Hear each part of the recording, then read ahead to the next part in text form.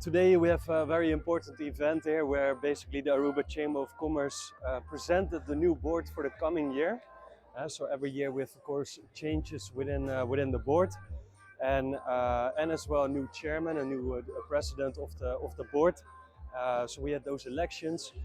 It's my third year as the president of the Aruba Chamber of Commerce, and as you indeed say, like a lot of people think that the Chamber of Commerce is only a registration organization, but actually we're much more than that.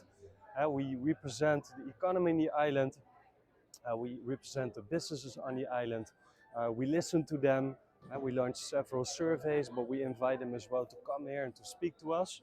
And on the other hand, we have a lot of data available, and all that information is something that we're addressing with the government and at the government, where we're talking to them about labor shortages, tax reform, increasing cost of doing business, increasing minimum loan, those kind of things, minimum wage.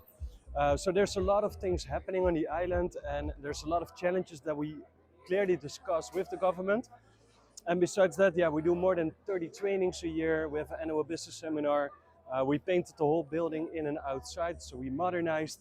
We have a new website, working on a new improved My Chamber environment where people can get online an uitreksel or change their address or those kind of things. So a lot of things are happening, and I felt last year that I was not really finished. So that made me continue for one more year to finish everything that we started.